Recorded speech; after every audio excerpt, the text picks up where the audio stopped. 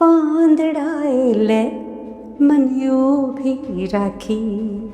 1000થી પણ વધુ રચનાઓ. ગાયત્રીબેન, આપનું ખૂબ ખૂબ સ્વાગત છે. કે હું જન્મી છું ઉત્તર ગુજરાતમાં, ઉછરી છું દક્ષિણ ગુજરાતમાં અને રહું છું મધ્ય ગુજરાતમાં. સાહિત્ય અને સંગીતનો સા છે એ ઘૂંટાવાનું કામ મારા પતિદેવ રિષભભાઈએ કર્યું છે. હું તને જીવી લઉં છું પાણિયારે. એટલે માં જે બને છે ત્યારે સ્ત્રીના તન અને મનમાં શું ફેરફાર થાય છે. હું મુરારી બાપુજીને સંભળાવ્યું, બધા ત્યાં આગળ અસ્મિતા પર્વમાં સંભળાવ્યું. એનો પણ એટલી બધી ભાવ વિભોર થઈ ગઈ કે મને આવીને ભેટી પડી છે અને ખૂબ રડી. રાગ ગાવાનું કામ કરે, સ્વર સાઉન્ડનું કામ, અવાજનું કામ કરે.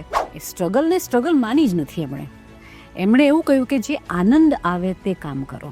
અરે સુભાષભાઈના કમ્પોઝિશન એટલા બધા મીઠા હોય છે. બહુ જ પ્રેમ કરું છું પંચમહાલને. જે જગ્યાએ મને શાતા મળે છે, શાંતિ મળે છે, આનંદ મળે છે, પ્રેમ મળે છે. લોકોની આંખો ભીની થાય છે આપણને જોઈને, લોકોને આર્દ્રતા લોકોમાં આવે. બસ એ જગ્યા આપણી, એ આપણું ઘર. તો ગાયત્રીબેન, આપનું ખૂબ ખૂબ સ્વાગત છે. નમસ્કાર. સૌ પ્રથમ તો મારે એ જાણવું છે, અને કદાચ બધાને પણ એ જાણવું છે કે આપ એક પ્રોફેસર તરીકે ફરજ બજાવો છો અને સંગીત સાથે આટલું બધું તાલમેલ, તો આ સમન્વય વિશે થોડીક વાત કરીએ આપણે. આમ તો બાળપણમાં તો ખાસ કંઈક સંગીતનું કામ ન કર્યું. એમાં એવું કે જ્યારે પ્રાથમિક શાળામાં હતા ત્યારે ભજનની કોમ્પિટિશન ને બધું થતું હતું, એટલે કે હરીફાઈઓ થતી હતી. અને અમારા હેડમાસ્ટરે મને સાંભળેલી, એ રીતે સાંભળેલી કે મારા માં એ ખૂબ ભજનો ગાતા અને મરસિયા અને લગ્ન ગીતોમાં પણ એટલા જ પાવરધા. એને કારણે કદાચ ગર્ભ સંસ્કાર પડ્યા હશે. અને સમય જતાં પછી રિષભભાઈ સાથે જોડાઈ મારા પૂજ્ય પતિદેવ, અને એમણે પછી ધીમે ધીમે મારી જે આ કલાને સંકોરવાનું કામ કર્યું. થોડું થોડું મને એમણે સંગીતનું જ્ઞાન આપવા માંડ્યું, અને પછી શીખતા શીખતા અમે સાથે ગાતા થયા.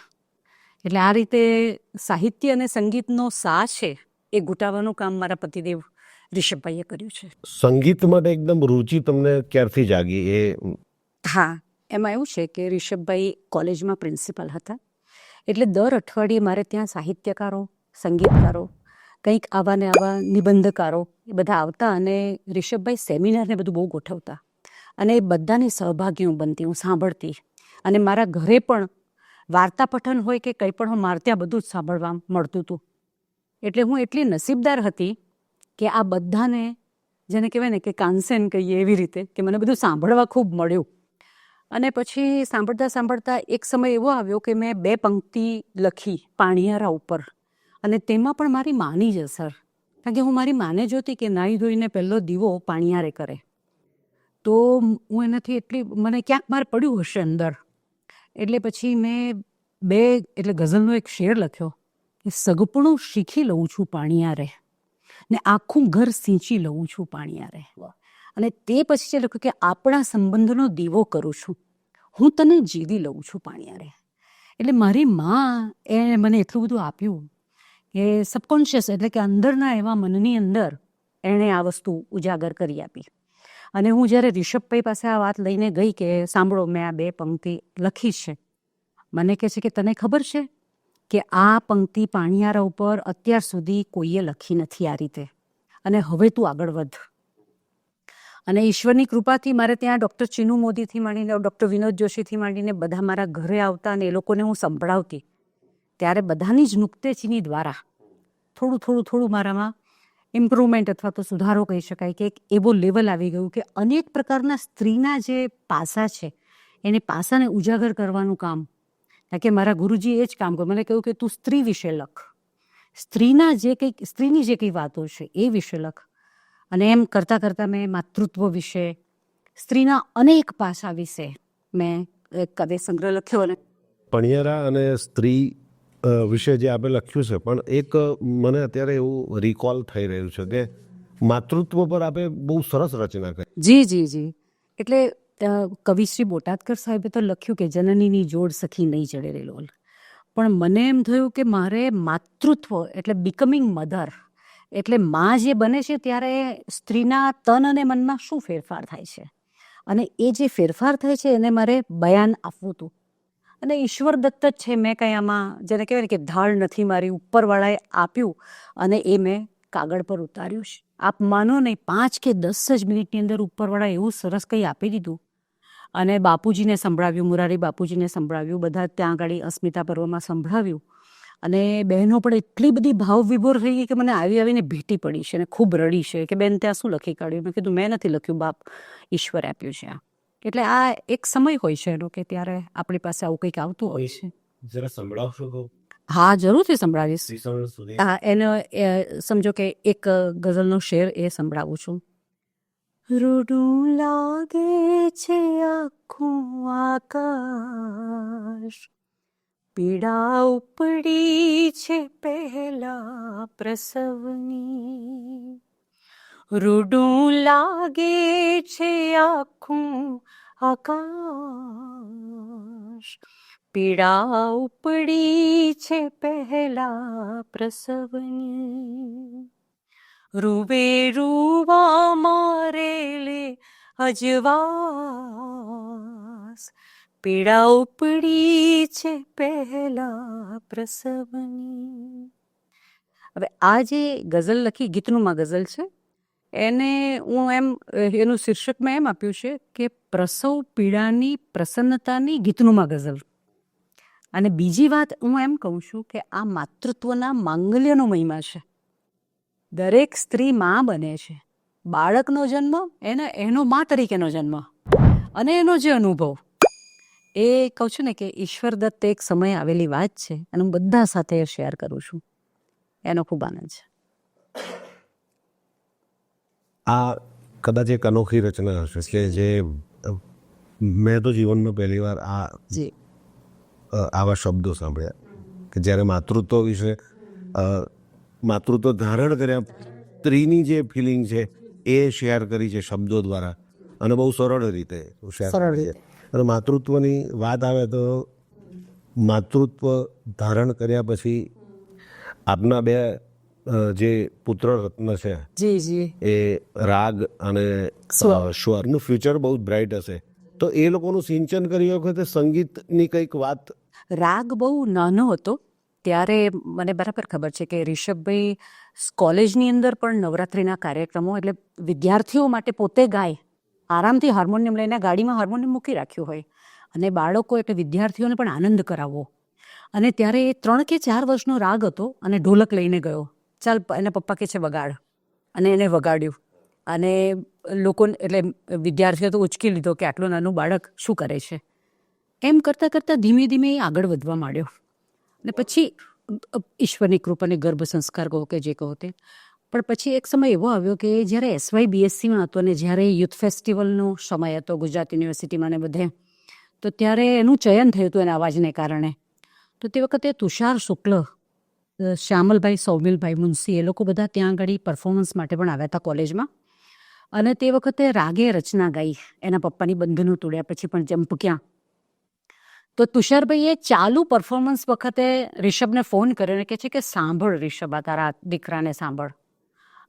એટલે સંભળાવ્યું અને એટલા બધા ભાવ વિભોર થઈ ગયા કે હવે તું આને આગળ વધાર. તો રિષભભાઈ કહે છે કે એની જાતે જ એનો રસ્તો કાઢશે. અને એ રિષભભાઈનો હંમેશા એનો એ સ્વભાવ રહ્યો છે કે બંને દીકરાઓને એને પાણીના રેલાની જેમ વહેવા દો, ક્યાંક અંતરાય રૂપ ન બનો.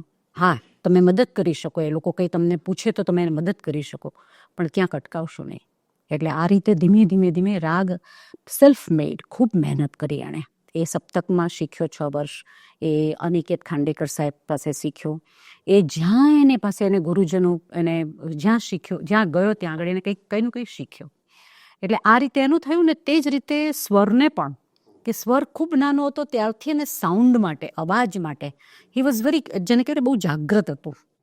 એટલે ખૂબ નાનો અને લગભગ 3 કે 4 જ વર્ષનો હશે. અને અમે UK અમારી ટૂર હતી તો અમે ગયા હતા. તો ત્યારે સૌથી પહેલાં એણે હેડફોન ને બધું અમને લગાડીને ચેનલો સેટ કરીને અમને 4 જણને સેટ કર્યા હોય તો મારા દીકરાએ. ત્યારથી અમે જોયું કે આને સાઉન્ડ માટે બહુ એની જાગૃતતા છે અને કદાચ એ કંઈક કરશે. અને પછી સ્કૂલની અંદર ને બધે એને કોલેજમાં કંઈક કમ્પ્યુટર કે કંઈ બગડી જાય તો રીસર એને જ બોલાવવામાં આવે કે સ્વર તું બધું સેટ કર. અને સ્વર કોમ્પ્યુટર એની જાતે રમતમાં બધું સેટ કરી નાખતો હતો અને બધું રિપેર કરી નાખે. અને આ રીતે મતલબ પહેલેથી જ એનું માઇન્ડ બહુ એ રીતે બહુ જેને કહેવાય ને કાર્યાન્વિત રહેતું હતું. રાગ એના નામ પ્રમાણે જી એટલે પૂરક કહેવાય. રાગ ગાવાનું કામ કરે, સ્વર સાઉન્ડનું કામ, અવાજનું કામ કરે. એક ટેકનિકલ હા સાઈડ સંભાળે જી અને એક ગાવાની સાઈડ સંભાળે. અત્યારે રાગ પણ સારા અત્યારે જ મેં જોયું કે કાંકરિયા કાર્નિવલ હતું, એમાં રાગે પરફોર્મ કર્યું સેકન્ડ ડે. અને પછી એક રાષ્ટ્રીય શોક આપણા આદરણીય સ્વર્ગીય મનમોહન સિંહનું નિધન થયું તો એ રદ થયો. પણ એ રાગનું પરફોર્મન્સ સેકન્ડ ડે હતું. તો રાગ સાથે તમારી ડિસ્કશન થાય તો એ તમારી પાસે કોઈ સલાહ લે કે પછી તમને સલાહ આપે? હવે એ ખાસ કરીને પોએટ્રી એટલે કવિતાનું કંઈક કરતો હોય કામ તો એ મને મારા કરતાં પણ એના પિતાજીને પૂછે. કારણ કે મારા એના જે પિતાજી છે એના 8 કાવ્ય સંગ્રહ છે. એ સિવાય એ સાહિત્ય અને સંગીતમાં એટલી બધી રુચિ ધરાવે અને એવું કામ કરે કે એક જ બેઠકે એનું કામ થઈ જાય. રિષભભાઈનું કામ એ હિંચકે બેઠા હોય અને એની પાસે હાથમાં કાવ્ય સંગ્રહ આવે તો આખો પતાવી અને એ કાવ્ય સંગ્રહની અંદર 7-8 રચનાઓ પસંદ કરી અને ત્યાં કમ્પોઝ કરી નાખે. એટલે એ બહુ જ એક કામ પૂરું જ કરવું એ પ્રકારની એનું સમર્પણ ભાવ એ સતને પાછું એવું નહીં કે કોઈને બતાવવાનું કે કંઈ પ્રૂવ કરવું હતું જ નહીં. એનો નિજાનંદ જ હતો. અને એ બધી વસ્તુ ક્યારે જરૂર પડે છે તો આખી રાત બેસીને પણ એક વસ્તુ રાગને કંઈ જોઈતી હોય કે પપ્પા મને આ વસ્તુ કહો તો એને 4-5 ઓપ્શન આપે, 4-5 વસ્તુ બતાવે કે આ રીતે કર બેટા. અને એણે એવું કર્યું પણ છે. દાખલા તરીકે ઘુમડ ઘુમડ નામનું આલ્બમ છે તો તેની અંદર પણ એના પિતાજી આ જ રીતે એને સ્ક્રિપ્ટ એટલે કવિતા રેડી કરી આપી અને સ્વરાંગનો કર્યા, એણે ગાયા, બલરાજ સાથે ગાયા એણે. એટલે આ લોકો સતત વિચારશીલ છે. બાળકો પણ એ લોકો વિચાર કરે છે, સમજ ન પડે તો પિતાજીને પૂછે છે. મારી સમજમાં જો થોડું આવે તો હું પણ એ લોકોને કહું છું, કોઈક આઈડિયા આપી શકું, વિચાર આપી શકું. એટલે જેને કહેવાય ને કે ક્રિએટિવિટી એટલે સર્જનાત્મકતાને જ અમે મહત્ત્વ આપ્યું છે અને એને ભૌતિકતા સાથે કોઈ લેવા દેવા નથી. એટલે એ રીતે શાંતિથી જ્યાં જે મળે છે એનો પૂરેપૂરો ઉપયોગ કરીને આનંદ કરીએ છીએ. રિષભભાઈએ બહુ બધા કલાકારો સાથે, બહુ બધા સાહિત્યકારો સાથે, બહુ બધા કવિ સાથે કામ કર્યું અને બહુ બધા લોકોની સાથે બેઠકો કરી. તો રિષભભાઈને એક પહેલી નજરે આમ જોવા જઈએ તો બહુ સરળ અને સહજ વ્યક્તિ કહેવાય, પણ એમ પાછા તીખા તમતમતા એવો સ્વભાવ પણ એમનો ખરો. જી અને આપે કહ્યું જેમ પેલું સંગ્રહ વાંચે અને એ ધૂન લાગી જાય તો એવા ધૂની પણ ખરા. તો આમાં એમનો બેસ્ટ પાર્ટ કયો? ફળાતો વાળો કે પછી? જી હમણાં મેં રિષભના વિદાય થયા પછી, દેવ થયા પછી મેં એક એવી વાત એટલે એવા કાવ્યો લખ્યા છે કે જે શોકમગ્ન ગીતો છે અને એ 3-4 વર્ષ થઈ ગયા મારે. તો એમાં એક મેં આવું રમૂજનું કહી શકાય એવું ગીત પણ લખ્યું છે, આપને સંભળાવું. એટલે એનું એક મુખડું અને એનો બંધ છે તે સંભળાવું કે સાજન મારો સૂરજ જેવો, સાજન મારો સૂરજ જેવો, તીખો તમતમ તણખો, વાત વાતમાં વેર્યા કરતો નાનો મોટો છણકો, વાત વાતમાં વેર્યા કરતો નાનો મોટો છણકો. ને પછી કહે છે વાલ કરે ને વઢીએ નાખે. આ એનો સ્વભાવ કે વાલ કરે ને વઢીએ નાખે, કડવો વખરે વાલમ, વાલ કરે ને વઢીએ નાખે, કડવો વખરે વાલમ, ટપલી મારી હસીએ નાખે, ટપલીએ મારી હસીએ નાખે, મીઠો મધરે વાલમ, ભીતર બહાર ખડખડ થઈને ગુંજ્યા કરતો રણકો, સાજન મારો સૂરજ જેવો, તીખો તમતમ તણખો. આ તો જોગાનું જો મેં પૂછ્યું ને એ રચના તો આપણે પહેલેથી જ બનાવી જ દીધી અને એ રચના દ્વારા આપણે કહી દીધું બધા વ્યુઅર્સને કે રિષભભાઈ વિશે કંઈક કહેવું હોય તો આવું કહેવાય. બીજું સાહેબ, રિષભભાઈનો એક અનોખો સ્વભાવ એ હતો કે બહુ પ્રયોગશીલ હતા. એને તમે કહો દાખલા તરીકે જયંતિ રવિજી હતા કમિશનર મેડમ, એમણે કીધું કે સર અત્યારે ઇંગ્લિશ સ્પીકિંગ ફ્લુઅન્સી માટે આપણે પ્રોજેક્ટ ચાલુ કરીએ છીએ સ્કોપ નામનો, અને અમારી એવી ઈચ્છા છે કે આપ અંગ્રેજીમાં ગરબા લખો અને અંબાજી ધામ છે ત્યાં આગળ એક સ્ટોલ ખોલીએ આપણે સ્કોપનું અને લોકોના કાને પડે અને અંગ્રેજી સુધરે. તો એમણે અંગ્રેજીમાં ગરબા પણ લખ્યા, એને કમ્પોઝ પણ કર્યા. એને સારી ગાયિકા અમદાવાદની છે શર્મા, એને પાસે ગવડાવ્યા પણ ખરા. આવું કરે. પછી એમનો કાવ્ય સંગ્રહ દાખલા તરીકે તો સંભવામી ગઝલે ગઝલે નામનો એક કાવ્ય સંગ્રહ એવો છે કે જેમાં એમણે 1 ગઝલો લખી છે. તો એને માટે પછી લાભશંકર ઠાકરે એમ કહ્યું કે આ જે વાત છે રિષભ, કે આ સ્ટ્રક્ચરલ પોસિબિલિટી છે. આમાં શું છે કે આમાં એક રચનામાંથી જો તમે 51 કરી શકો છો તો આ ગઝલ નામનું જે તમારું જે માળખું છે એમાં કેટલી શક્યતાઓ પડેલી છે અને તમે કેવું કામ કરી શકો એમ છો. તો આ નોંધાવવું જોઈએ એમ કરીને એમણે સરસ લેખ રિષભભાઈના કાવ્ય સંગ્રહ પર કરેલો. એટલે જે લોકો નોંધતા હતા એ લોકો નોંધતા હતા, બાકી પછી જતું રહેતું હોય છે પછી સમયાંતરે. એટલે આ બધી વાત છે. રિષભભાઈની જ્યારે કાવ્ય સંગ્રહની વાત કરી અને આપણે એમની બધી રચનાઓની વાત કરી, પણ એક વાત અનોખી એ છે કે ગુજરાતમાં પહેલો ગુજરાતી સાંઈ બાબાનો આલ્બમ એ રિષભભાઈએ બનાવ્યો હતો. શ્રદ્ધા અને સબૂરી. તો એમાં તમારું કોઈક મનગમતું પદ અને એક રિષભભાઈનું મનગમતું પદ બે લાઈન સંભળાવશો? જી જરૂરથી.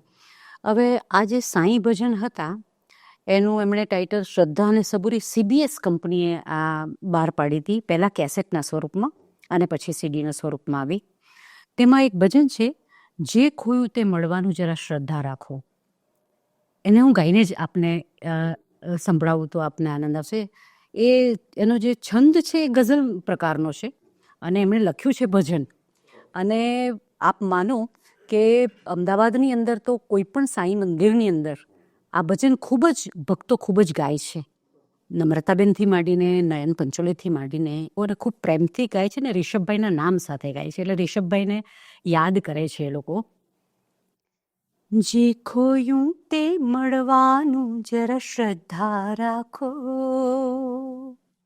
જે ખોયું તે મળવાનું જરા શ્રદ્ધા રાખો, જે બગડ્યું સુધરવાનું જરા શ્રદ્ધા રાખો. એક બારણું બંધ થયું તો રંજ શું એનો, એક બારણું બંધ થયું તો રંજ શું એનો, દ્વાર બીજું ઉઘડવાનું જરા શ્રદ્ધા રાખો, દ્વાર બીજું ઉઘડવાનું જરા શ્રદ્ધા રાખો, જે બગડ્યું સુધરવાનું જરા શ્રદ્ધા રાખો. આ રચના જ્યારે રિષભભાઈ ગાય ત્યારે જે પહેલો શેર મેં ગાયો કે એક બારણું બંધ થયું તો રંજ શું એનો, દ્વાર બીજું ઉઘડવાનું. તો હંમેશા એક વાત કહેતા કે બારણું છે એ તો આપણા ઘરનું હોય, પણ જ્યારે તમે દ્વાર કહો છો ત્યારે એ મહેલનું હોય કે મંદિરનું હોય. એટલે કહેવાય છે ને કે તક હંમેશા તમને મળતી હોય છે, એને તમારે લેવાની હોય છે. ઇંગ્લિશમાં કહેવાય છે કે opportunity knocks at the door but once, એકવાર. તો આને ભજન કરતા મોટિવેશનલ ગીત તરીકે ઓફકોર્સ એકદમ સાચી વાત છે. એમણે મોટિવેશનલ ઘણા ગીતો, પ્રાર્થના લખી, એમણે રાષ્ટ્રભક્તિના ગીતો પણ લખ્યા. અને આશકા નામનો એમનો કાવ્ય સંગ્રહ છે. હસુ યાજ્ઞિક સાહેબે એમની પ્રસ્તાવના આપી હતી, લખી હતી, એમણે તૈયાર કરી હતી.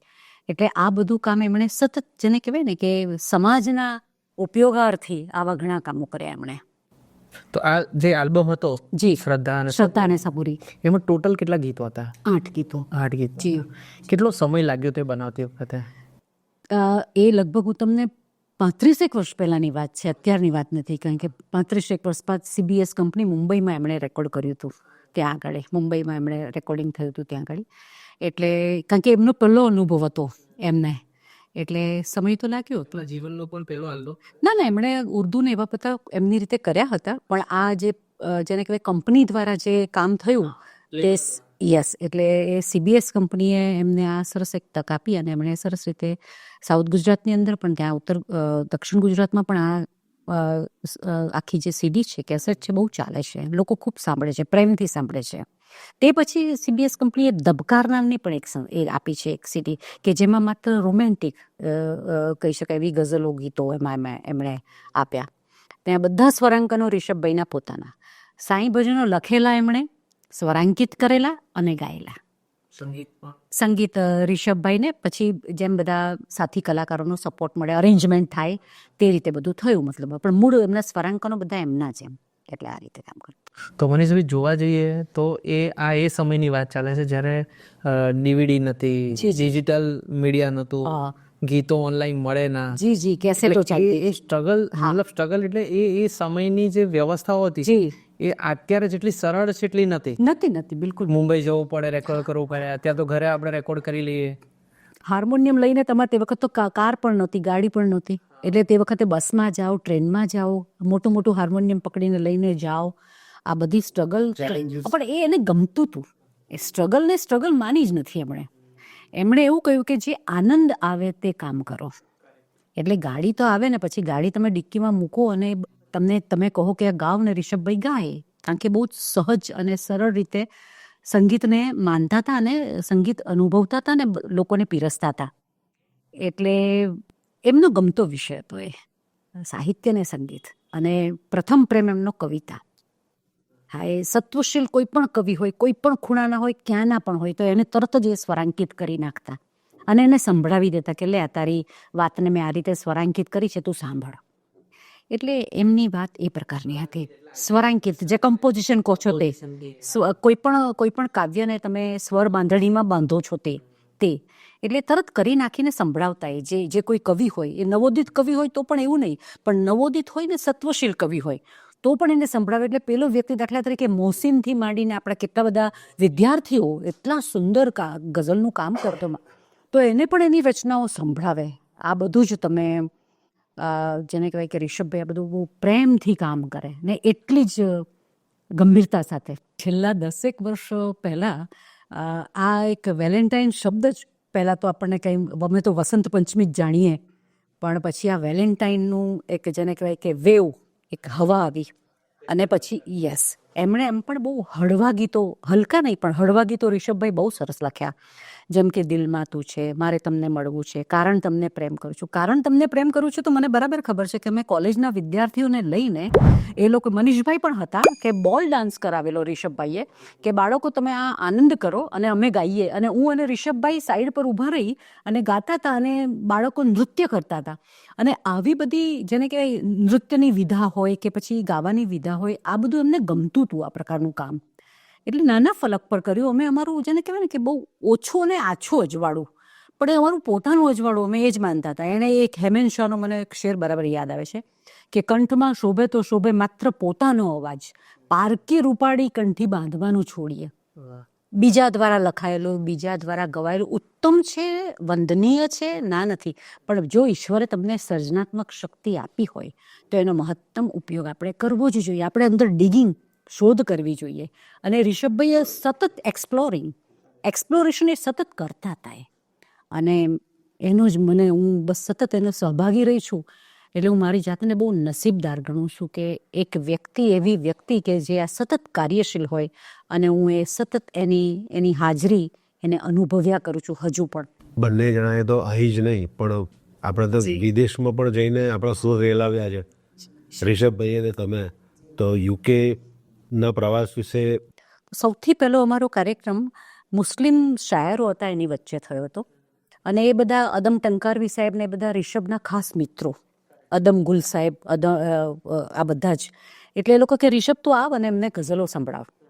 અને અમે ગયા ત્યાં આગળ અને એક જ માઇક્રોફોન, અને તે પણ ડોમેસ્ટિક, એટલે ઘરનું કહી શકાય એવું. અને અમે 2 જણ ગાવાવાળા સાથે, અમારી સાથે રિધમિસ્ટ પણ હતા, એટલે અમે 3 જણ હતા અને માઇક્રોફોન એક જ હતું. પહેલી જ રચના રિષભભાઈએ સ્ટાર્ટ કરી કે જમાનાથી જેવો જુદા થઈ ગયા છે, અમર પાલનપુરી સાહેબની રચના, કે જમાનાથી જેવો જુદા થઈ ગયા છે, પછી ખુદના ખુદા થઈ ગયા છે, પછી તો એ ખુદના ખુદા થઈ ગયા છે. અને જે અમને જવાબ મળ્યો, પ્રતિસાદ જે મળ્યો, એટલે એ લોકો તરત જ 2-4 જુવાન મિત્રો ગયા અને પછી માઇક્રોફોનની આખી સિસ્ટમ જ લઈ આવ્યા. અને 3 રચનામાં તો બધું એ લોકોએ ગોઠવી કાઢ્યું અને સળંગ અમારો 4-5 કલાકનો કાર્યક્રમ ત્યાં એક જ જગ્યાએ થયો. અને અદ્ભુત અનુભવ. અને માત્ર સ્ત્રીમાં હું એકલી જ, અને બધા જ શાયરો હતા, લગભગ મોટાભાગના યુકેના જે શાયરો ત્યાંના કહે તે સમયના, અને બધા મિત્ર મંડળ એ લોકોનું. કેટલી સંખ્યા હશે ત્યાં ટોટલ? સંખ્યા 100-125 એથી વધારે નહીં. હા, 100-125. અને એ જે મૂળ હતા એ ક્યાંના હતા બધા? મૂળ બધા આપણા ભારતના ઓરિજિન. હા, એટલે એ લોકો NRIs ત્યાં સેટલ થઈ ગયેલા વર્ષોથી. અને હજુ એ લોકો અમને ત્યાં લિટરરી સર્કલ ચલાવે છે એ લોકો.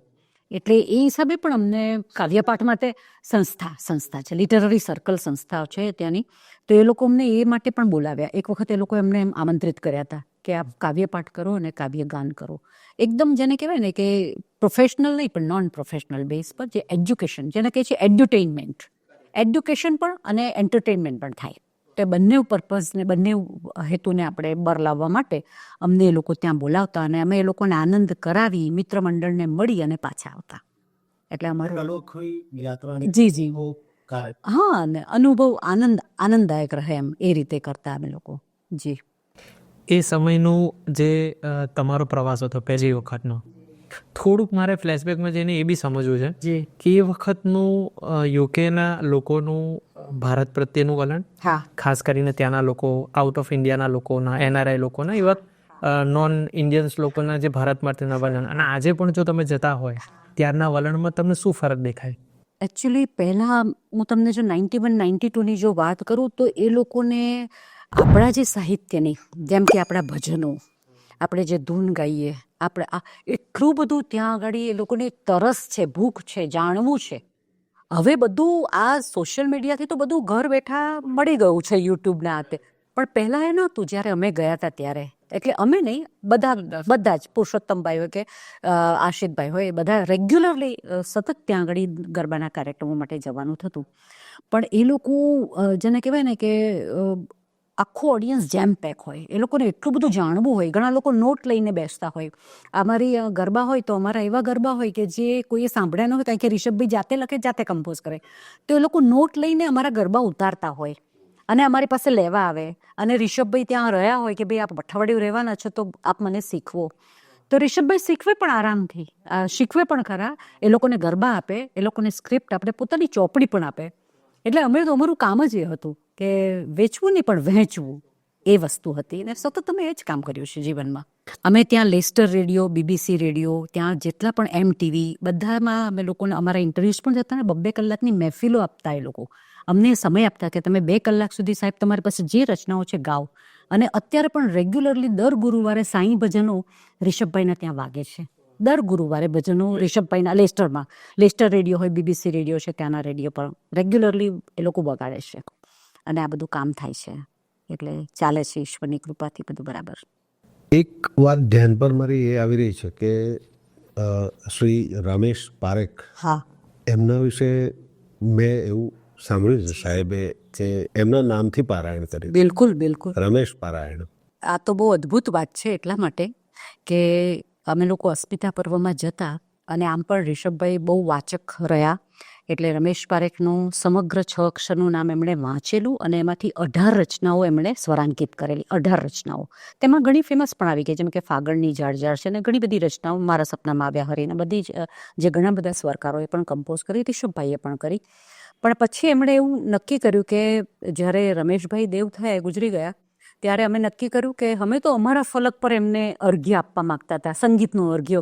એટલે અમે ભાષા ભવનથી માંડીને, વિદ્યાનગર યુનિવર્સિટીથી માંડીને, બરોડા યુનિવર્સિટીથી માંડીને બધી સ્કૂલો અને શાળા કોલેજોની અંદર અમે પોતાના ખર્ચે જવાનું અને પોતાનો જે ક્રિએટિવિટી, સર્જનાત્મકતા છે એને લોકોને આપવાની ને સંભળાવવાનું કે રમેશ પારેખ આ છે.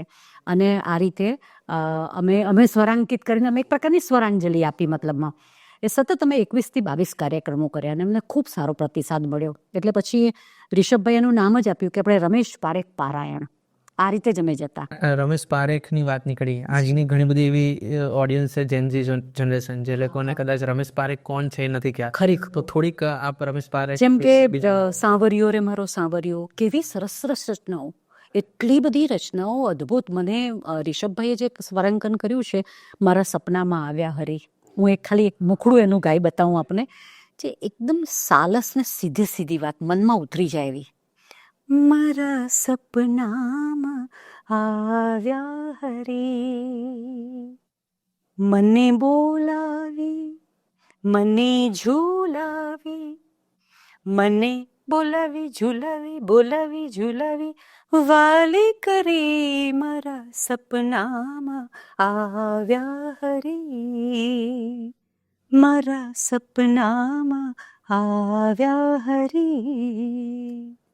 મીરા સામેપાર નામનો એમનો જે કાવ્ય સંગ્રહ છે એમાંથી અમુક રચનાઓ રિષભભાઈ પસંદ કરી અને આવી રીતે એમણે સ્વરાંકિત કરીને અમે જતા ત્યારે શરૂઆત જ અહીંયાથી કરતા. એટલું જ નહીં, આપ માનો ને, ઝાલોદ, આપણું ઝાલોદ કોલેજ, અમે ત્યાં ગયા હતા ત્યારે આદિવાસી બહેનો લગભગ 80% વિદ્યાર્થીને તો 80% આદિવાસી.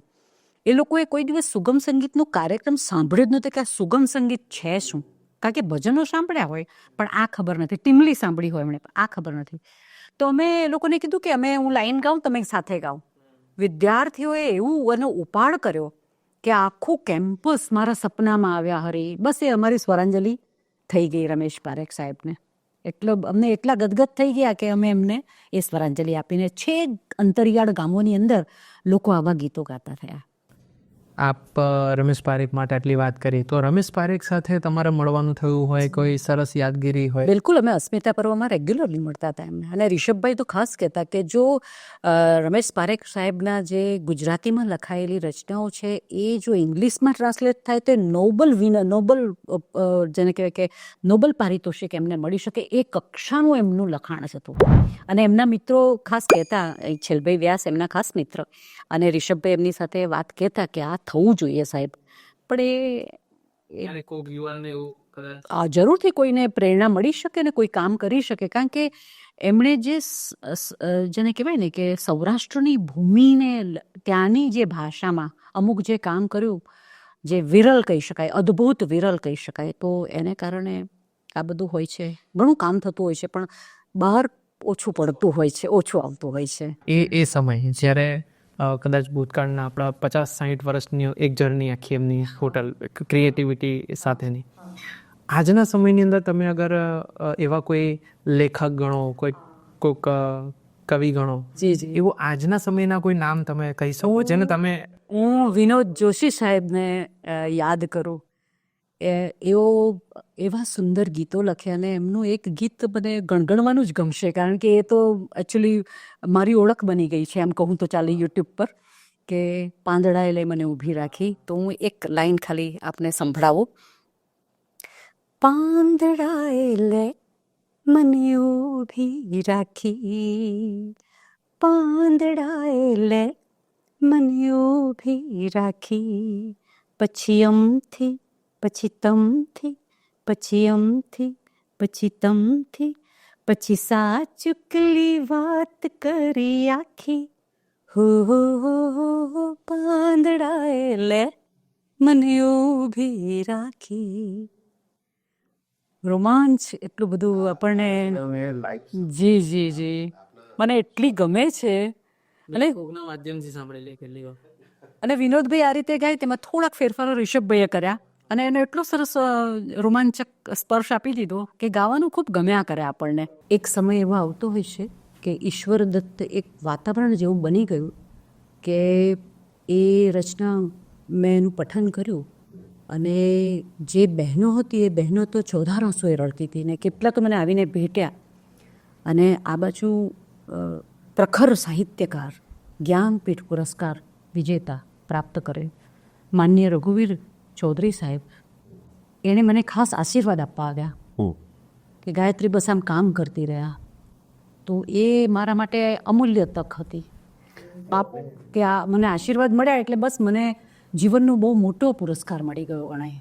મોરારી બાપુ એ લગભગ જોવા જઈએ તો અનેક કવિઓને, સંગીતકારોને, કલાકારોને એટલું મોટું મંચ આપવાનો પ્રયત્ન કર્યો છે ને એવું વાતાવરણ આપ્યું છે કે જે કદાચ ભાગ્ય જ કોઈ જગ્યા પર જોવા મળે. બિલકુલ સાચું, બિલકુલ વાતાવરણ હતું એ વિશે એ દિવ્ય વાતાવરણ હોય છે. એ દિવ્ય વાતાવરણ હોય છે કે જ્યાં માત્ર ને માત્ર સાહિત્ય ને સંગીતની વાત થતી હોય છે, માત્ર ને માત્ર સર્જનાત્મકતાની વાત થતી હોય છે. અને પોંખાતી સર્જનાત્મકતા ત્યાં પોંખાય છે, બાપુ એ પોંખે છે.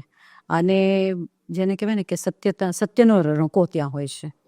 હું તો કહું છું કે સત્યમ શિવમ સુંદરમ એ બાપુએ સાચા અર્થમાં ચરિતાર્થ કર્યું છે.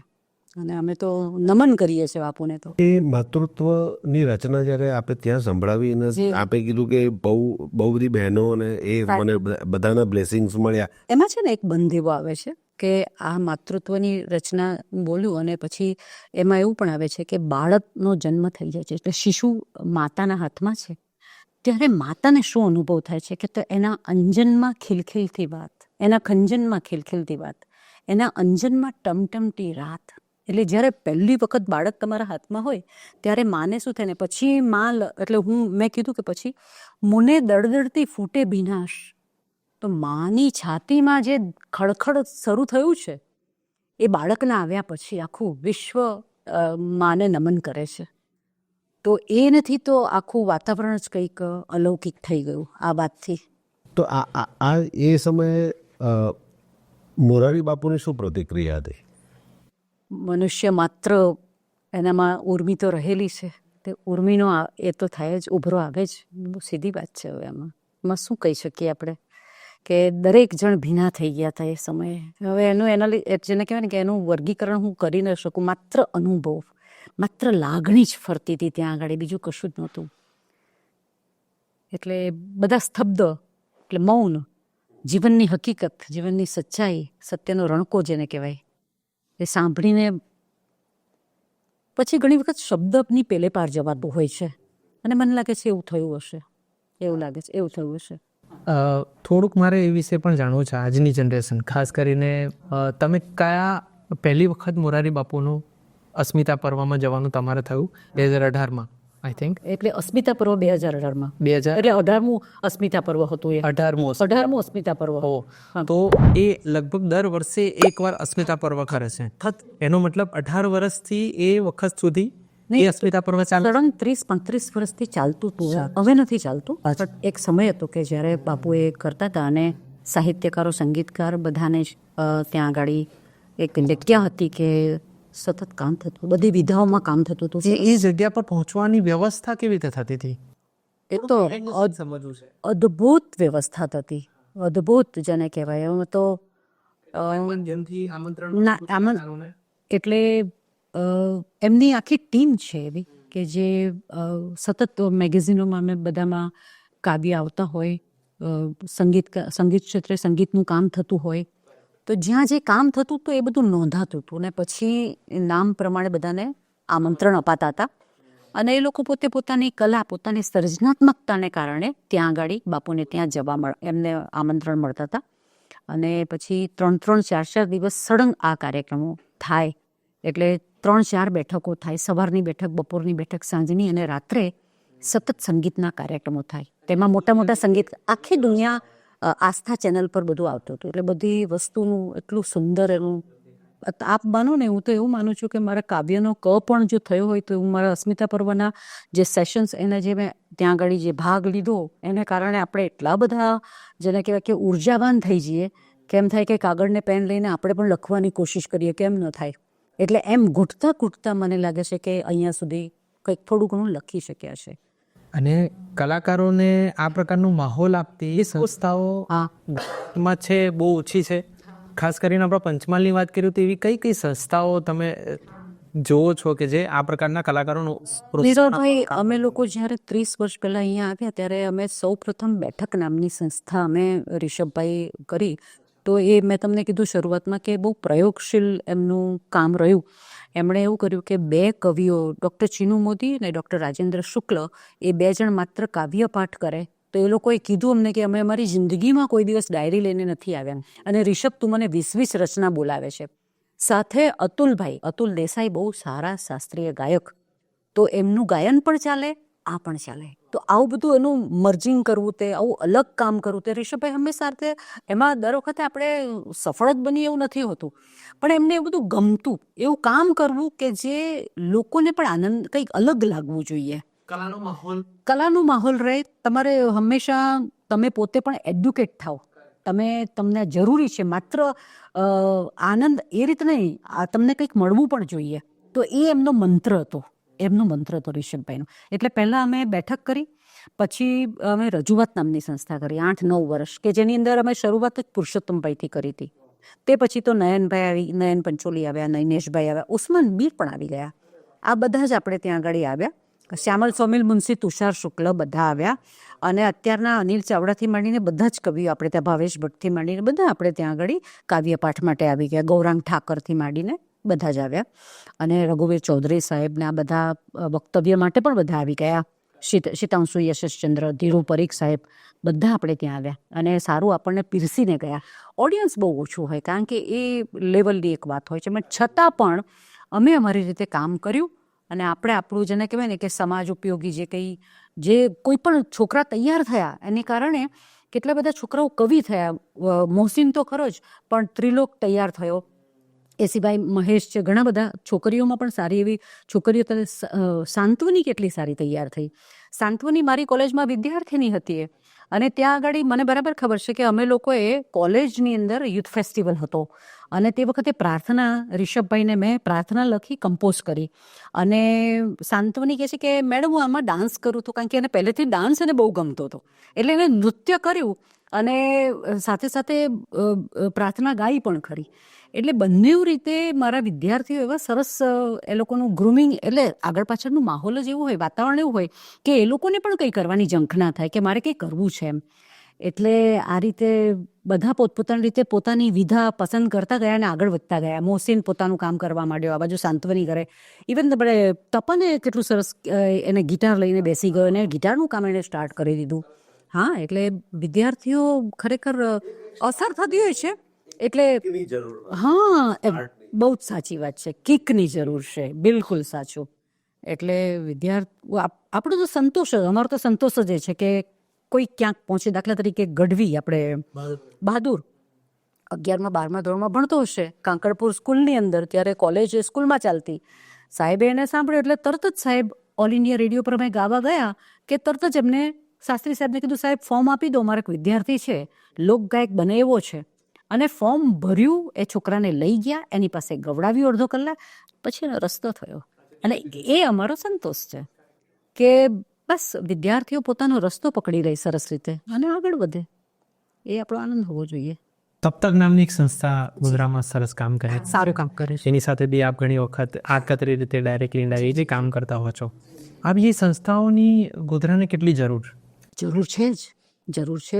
કોઈ પણ સાંસ્કૃતિક રીતે, સામાજિક રીતે તમારો જેને કહેવાય કે તમામ પ્રકારનો ઉછેર થાય, ગ્રુમિંગ જેને આપણે કહીએ છીએ.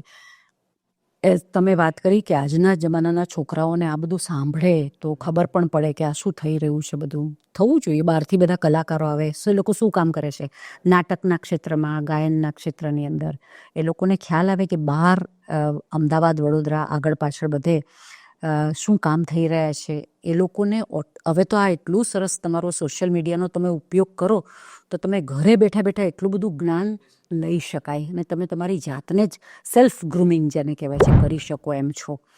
પણ તમે કેવી રીતે કરો છો એ મહત્વનું. એ તમે એને કહે તો તમે ઘણું કરી શકો એમ છો. અને તમે ભલે ગોધરામાં રહેતા હોય તોય તમે લંડનમાં આ રીતે કંઈક પ્રોગ્રામ અટેન્ડ કરવો હોય, કંઈ પણ કરી શકો એમ છો. નથી, કશું અશક્ય નથી રહ્યું હવે એમ. એને કારણે તમે એનો મહત્તમ ઉપયોગ કરો ને સારો ઉપયોગ કરો. સંગીત અને ગાયકી ક્ષેત્રમાં એક પરંપરા જેને આજના સમયની અંદર ઘણી બધી વેબ સિરીઝ, જેમ કે બંદીશ બેન્ડીશ, એક બહુ સરસ સંગીત પર આખી વેબ સિરીઝ આવી, બીજું સિઝન આવ્યું. તો જે ગુરુ શિષ્ય પરંપરા છે એ આજની જનરેશનને તો ખ્યાલ જ નથી. હા, તે કેવું લાવ્યા છે એ થોડુંક એ વિશે તમે જણાવી શકો આજની જનરેશનને કે ગુરુ શિષ્ય પરંપરાની શું મહત્વતા છે? એકચ્યુઅલી એ જ ખરું છે. કારણ કે તમે દાખલા તરીકે હવે તો હું તો એ બોલવા માટે બહુ સક્ષમ પણ નથી અને કદાચ એબલ બી નથી, કારણ કે હું એમાંથી પસાર નથી થઈ. પણ ગુરુ શિષ્યને તો કહેવાય છે કે એક રાગ શીખવા માટે તમારે 1 વર્ષ પણ જાય. અને દાખલા તરીકે મને બરાબર ખબર છે કે અસ્મિતા પર્વમાં અમે લોકો ત્યાં ચિંતનભાઈ આવ્યા હતા, ચિંતન ઉપાધ્યાય, અને એમણે વાત કરી હતી કે 1 વર્ષ સુધી તો મારા ગુરુજીએ મને ખાલી પાણી, એટલે એમ કે રસોડાનું કામ કરાવવાનું, પાણીયારાનું કામ કરવાનું, એ બધા કામમાંથી પાણી પીવડાવવાનું, હું માત્ર એ જ મને કામ કરાવ્યું. ને ગુરુજી ગાતા હોય એને મારે માત્ર સાંભળવા. પછી એક એવો સમય આવે કે ત્યાંથી એને ગુરુજી બેસાડે, એને શિક્ષિત કરે, અને એ શિક્ષિત કરતાં કરતાં કરતાં કોણ જાણે કેટલા વર્ષો જાય. એટલે એ પરંપરા માટે તો તમારામાં સહનશક્તિ જોઈએ, તમારું જેને કહેવાય સમર્પણ ભાવના જોઈએ, ડેડિકેશન જોઈએ કે ના I want to do something. તો આઈ થિંક એ એક વર્ષની જે સ્ટ્રગલ અથવા એક વર્ષની જે એમની એક્સરસાઇઝ હતી હા, હા. એ કદાચ પેશન્સ લેવલને વધારવા માટેની હોઈ શકે. બિલકુલ સાચું. અને જે આજના સમયની અંદર કલાકારોમાં પેશન્સ લેવલની મર્યાદા છે. એટલે જો જેને મળવાનું છે એ જેને જોઈએ છે એ તો લઈ જ લેવાનો છે, જેને જે પહોંચવાનો છે પહોંચવાનો જ છે. કોઈ જેમ કે ચિંતનભાઈ પહોંચ્યા તો એના જેવી વાત છે કે જેને પહોંચવું છે એ કોઈ બી હિસાબે એ પહોંચી જ જશે. તો મિત્રો છું એટલે રાગ અને સ્વર બધા બહુ સારા મિત્ર છે. હા, બરાબર છે. એ લોકોની જર્ની પણ લગભગ પાછલા 7-8 વર્ષની તો અમે લોકો બહુ નજરે હા, જે રીતે એ લોકો કામ કરી રહ્યા છે હા, એ પદ્ધતિ કદાચ એમને જે વાતાવરણ મળ્યું કરીને અમદાવાદ ગયા પછી જે વાતાવરણ એ વાતાવરણનું કેટલું મહત્વ કેટલો રોલ તમે માનો છો? રાગ ખૂબ મહેનતુ છે, એણે ખૂબ મહેનત કરી છે. એણે મેં આપને વાત કરીશ કે આ રીતે 6 વર્ષ એને સપ્તકમાં કર્યું, બધું બરાબર, પણ એ પોતે પણ વિચાર કર્યા જ કરે છે. એને મ્યુઝિકમાં he thinks about the music, he makes the music. એટલે મ્યુઝિકમાં મને બરાબર ખબર છે કે હું તો ગાતી હું ને ડી ટ્યુન થાવ એટલે એની આંખ જોઈને મને ખબર પડી જાય કે મેં ભૂલ કરી. એટલે રાગ સતત કામ કરે છે, ચોક્કસ છે, સતત કામ કરે છે. એટલે કામને શીખવે, આપણે એમ કહેતા હોઈએ છીએ કે કામને શીખવે. એ માં હોય કે પિતાજી હોય, ભૂલ થાય એટલે એ તરત જ શિક્ષક બની જતો હોય છે. અને મને એ ગમે છે. ઇંગ્લિશમાં કીધું છે કે child is the father of man. વાંધો નથી, દિશા સાચી છે. દિશા સાચી છે ને મને ગમે છે. છોકરાઓ એટલું બધું કામ કરે છે, જાગરણ કરે છે, પોતે સમૃદ્ધ પણ થાય છે, કોઈ સવાલ નથી. સમૃદ્ધ થાય છે, એમનો હક છે, કારણ કે એ સમૃદ્ધ થવા માટે પૂરતા પ્રયત્નો કરે છે. જેમ કે સ્વર પણ અત્યારે એટલો એ સરસ કામ કરી રહ્યો છે. હમણાં સચિન જીગર સાહેબ ત્યાં આગળ અત્યારે એમને ત્યાં આગળ એ સાઉન્ડ એન્જિનિયરનું કામ કરે છે. અને અત્યારે શ્રેયા ઘોષાલથી માંડીને બધા જ ત્યાં આગળ આવે છે. હમણાં ડડલાની સાહેબ એણે રેકોર્ડિંગ કર્યું 3-4 દિવસ પહેલાં. એટલે એને એટલા અલગ અલગ પ્રકારના અનુભવ થાય છે, એટલે પોતે પણ એ રીતે તૈયાર થાય છે. તમને આશ્ચર્ય થશે મનીષભાઈ, આજના સમયના સચિન જીગરના છેલ્લા 4 વર્ષના જેટલા પણ ગીતો છે એની અંદર મોટા ભાગની અંદર ગોધરાના વ્યક્તિ તરીકે સ્વનું નામ જોઈએ તો ખૂબ ગર્વ થાય. બિલકુલ. બહુ ઓછા લોકો જાણે. આપણા માટીનો દીકરો છે, કોઈ સવાલ જ નથી. ને આપણા પંચમહાલના જો ઘણી એવી પ્રતિભાઓ છે નાના છે, એ વિશ્વ ફલક પર નામ અંકિત કર્યા. અને એ ગોધરા માટે આપણે તો ગર્વ એટલો લેવાનો કે આ રંગ અવધૂત મહારાજ એની જન્મભૂમિમાં આપણે જ છીએ. ક્યાંક એમના પગલા પડ્યા છે, એમાં પગલા આપણા પણ પડે તો આપણે કેટલા નસીબદાર કહેવાય. સાઉન્ડ એન્જિનિયરિંગ, સાઉન્ડ પર પકડ, એટલે સાઉન્ડ એ હું ફ્રીક્વન્સીના આધારે ગણું. બરાબર છે કે સાઉન્ડ એટલે બહુ મોટી મિકેનિઝમ છે. સાઉન્ડને સમજવું એટલે સામાન્ય વ્યક્તિ એને ન સમજી શકે. બિલકુલ બરાબર છે. તો અને કદાચ એ સમજવા માટે બહુ મોટું મિકેનિઝમને સમજવું પડે, સ્વાભાવિક છે. તો એ માટે એમને આ ફિલ્ડમાં કેટલું એજ્યુકેશન લીધું, કેવી રીતે એમને પોતાનું કેરિયર બનાવ્યું? એકચ્યુઅલી એણે તો કોમ્પ્યુટરમાં BA કર્યું પહેલાં તો, એટલે કોમ્પ્યુટરનો મેઇન વિષય હતો. કઈ જગ્યાએથી કર્યું? એણે અમદાવાદથી જ કર્યું. અમદાવાદ HKમાંથી કર્યું છે. એટલે એ પતાવ્યા પછી એનું જે માઇન્ડ સતત દોડતું હતું, એણે એક કામ એવું કર્યું કે આ બાજુ મ્યુઝિક પણ શીખ્યો ને આ બાજુ સાઉન્ડનું પણ શીખ્યો. એને ડિપ્લોમા કોર્સ કર્યો. એણે મ્યુઝિકની અંદર ગિટાર શીખ્યો, કીબોર્ડ શીખ્યો અને વોકલ શીખ્યો. એટલે જેથી કરીને સાઉન્ડ કરેક્ટ રીતે એને સૂર ને એનું આઈડેન્ટિફાઈ કરી શકે ને કોઈને નુકતે ચીની એટલે કહી પણ શકે કે આ તમે સૂરમાં નથી એમ. બીજી સાઈડ પર એણે સાઉન્ડનું કામ કર્યું કે સાઉન્ડની અંદર એને રિસર્ચ જે એને ડિપ્લોમા કોર્સની અંદર એને શીખવાનું હતું તે એણે આખો કોર્સ કમ્પ્લીટ કર્યો. પછી એને એટલું બધું એની અંદર અનુભવ થવા માંડ્યો કે પછી તો એ બીજા બાળકોને પણ શીખવવા માંડ્યો.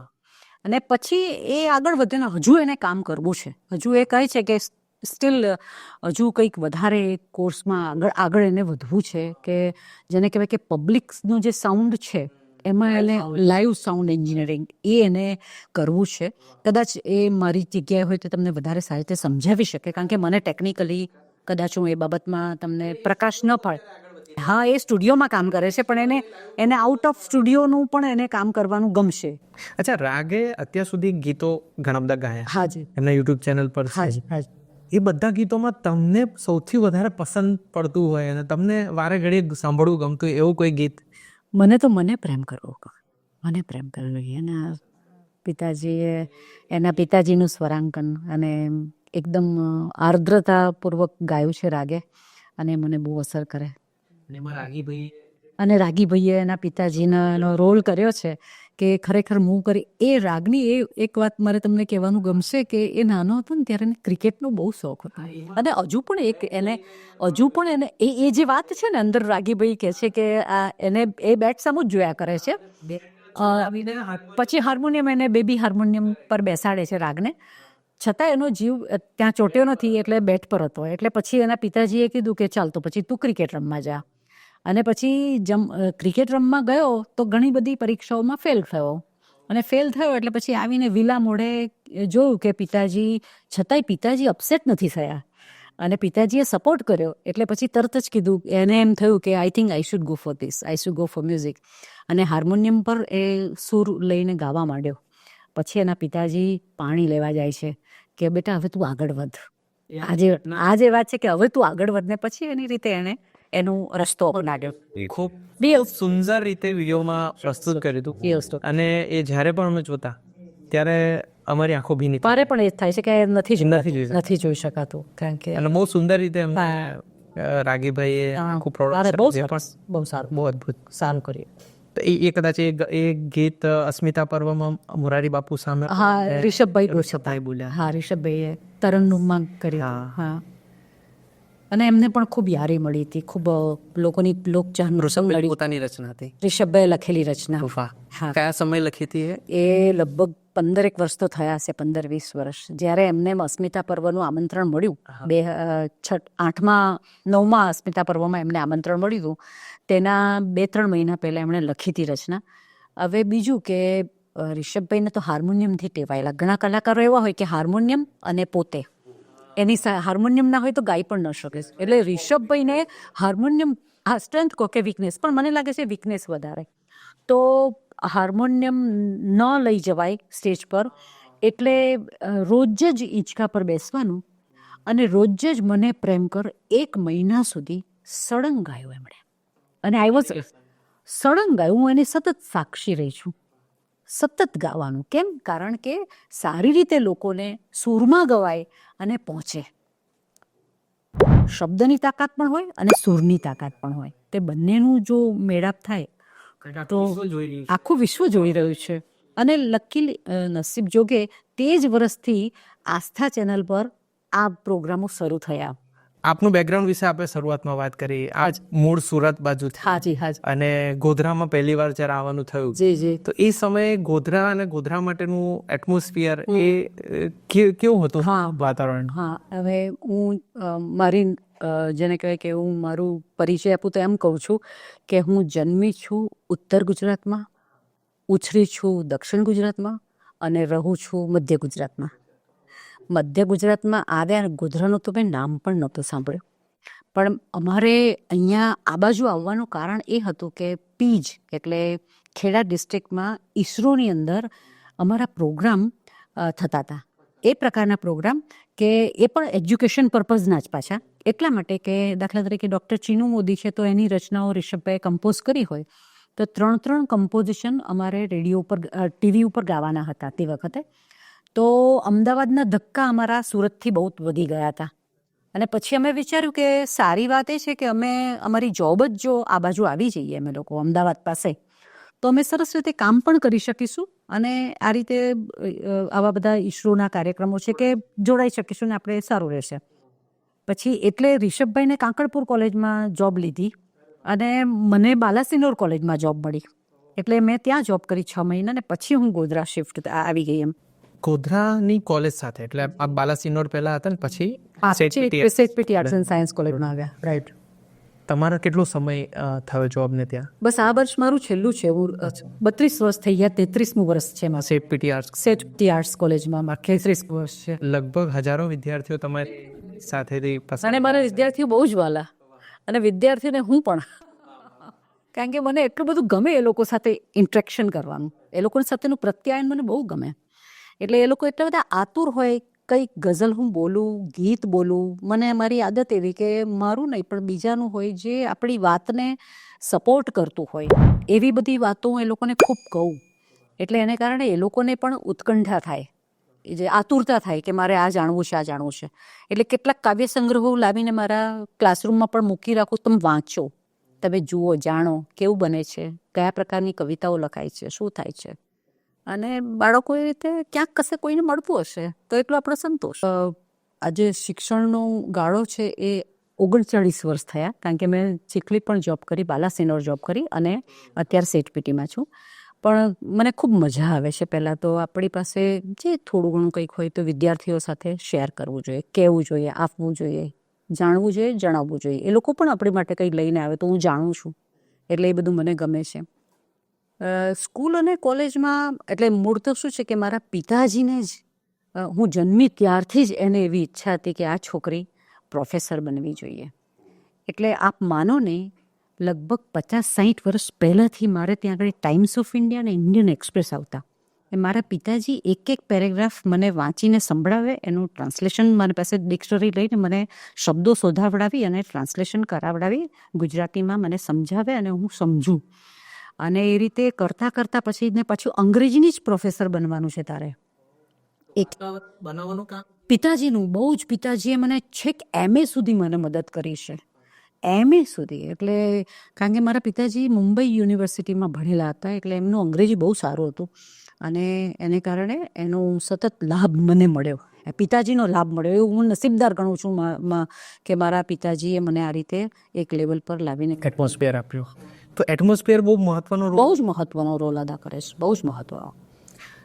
યુનિવર્સિટીમાં કોલેજમાં આપ છો ત્યારે, અને કોલેજના એવા કોઈ બાળકોની યાદો કે જે પોતાના જીવનમાં એમને આ 30 વર્ષના સમય દરમિયાન તમારી નજર સામેથી પસાર થયા હોય, કે જે પોતાની સફળતા, એમની સફળતા જોઈને તમને ગર્વ થાય? બિલકુલ. હું તમને કહું, અમારે ત્યાં આગળ જુહી એને ઇંગ્લિશમાં એટલી સારી હતી કે એ સેન્ટ ઝેવિયર્સ કોલેજની અંદર અમદાવાદમાં પ્રોફેસર બની. એટલે મને એટલો બધો ગૌરવ થાય કે પહેલાં અમારે ત્યાં આગળ ફંક્શનલ ઇંગ્લિશ ચાલતું હતું. ફંક્શનલ ઇંગ્લિશ એક એટલો સરસ વિષય કે જેની અંદર તમે how to speak English at all levels, બધા લેવલ પર કેવી રીતે ભાષાને તમે પ્રત્યાયન, કમ્યુનિકેશન કરી શકો, એ બહુ સરસ એક આખો, જેને કહેવાય કે એક આખો પ્રોજેક્ટ જેવું કામ. 2 વર્ષ ચાલે એ આખો કોર્સ. અને એ આપણે ત્યાં આગળ આપણે ગોધરામાંથી શરૂઆત થઈ છે. એ પ્રોફેસર ભાનોદ સાહેબે લાવ્યા હતા.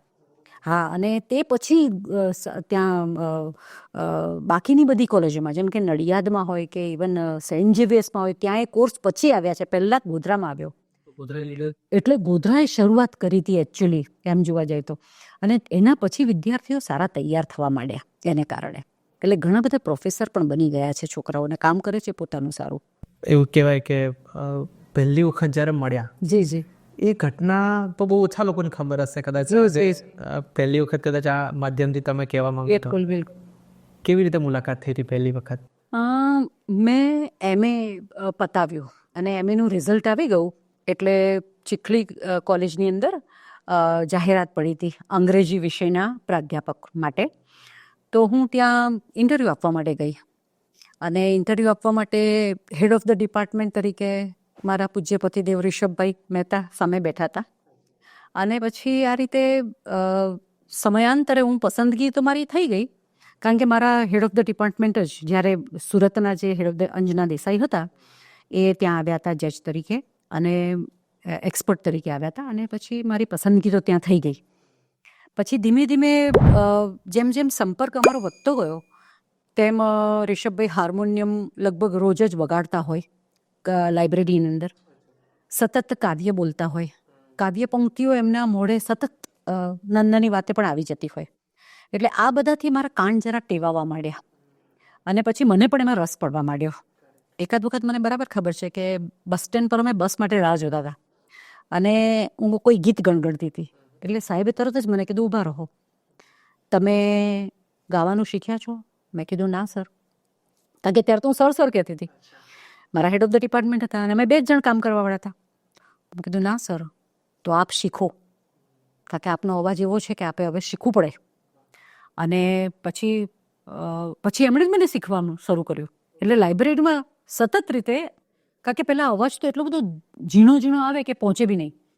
એટલે અમારા સાથેના જે બધા મિત્રો હતા, સાથી અધ્યાપકો, એ લોકો મારી મશ્કરી કરે કે હવે ધીમે ધીમે પહેલા માળથી પગથિયા પરથી ઉતરતો ઉતરતો હવે અવાજ નીચે સુધી આવવા માંડ્યો છે અને હવે તમે પાછા પ્રયત્ન આગળ કરો. અને આ રીતે પછી અમે એક રચના શીખતા શીખતા શીખતા અહીં સુધી આવી ગયા. સાહેબ કયા વિભાગના? અંગ્રેજી વિભાગના અધ્યાપક, હેડ ઓફ ધ ડિપાર્ટમેન્ટ. એટલે સાહેબ પણ અંગ્રેજી વિભાગના, હું પણ અંગ્રેજી વિભાગની.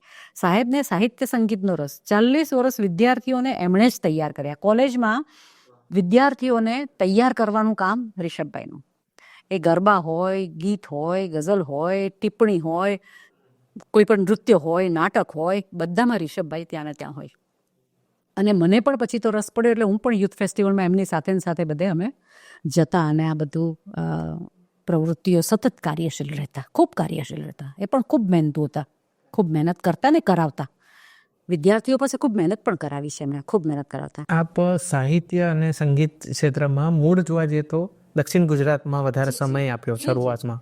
પછી જ્યારે પંચમહાલ, મહીસાગર, દાહોદ, જ્યાં સુગમ સંગીતને લોકો ઓછું જરા, હા હા, અને એવા જગ્યા પર આવવાનું થયું. હાજી. તો એ ઘટનામાં કેવી રીતે તમે તમારી રીતે ઢાળ્યા પોતાને? અમે આવ્યા ને ત્યારે સૌ પ્રથમ અહીંના બધા જે મિત્રો હતા એ તો મળ્યા, પણ બાલુભાઈ પટેલ કરીને એક બહુ જ સારા કવિ બરોડાના, તે ત્યાં ચીખલી પણ એમની કુંવરી, એટલે ત્યાં આગળ બધા સાહિત્યકારોને બોલાવતા અને અમને તો રેગ્યુલરલી બોલાવતા. અમે રેગ્યુલર ત્યાં જતા અને અમે અમે ત્યાંથી અમે અટેન્ડ કરતા આવ્યા. એટલે અહીંયા અમે આવ્યા એટલે પહેલો કાર્યક્રમ અમે બાલુભાઈ પટેલ તે જ વખતે ગુજરી ગયા, એક જ વર્ષમાં. એટલે અમે લોકો એક કાર્યક્રમ બાલુભાઈ પટેલના એમના કાવ્યોનો કર્યો અને ત્યારથી અહીંયા બધા જ મિત્રો અમને મળી ગયા, જેમ કે સુભાષભાઈ છે કે કેતનભાઈ છે કે યોગેશભાઈ છે કે બધા મિત્રો મળ્યા. અને પછી ધીમે ધીમે રસ્તા થતા ગયા અને પછી અલગ અલગ કવિઓની રચનાઓ અલગ અલગ રીતે ગાવી.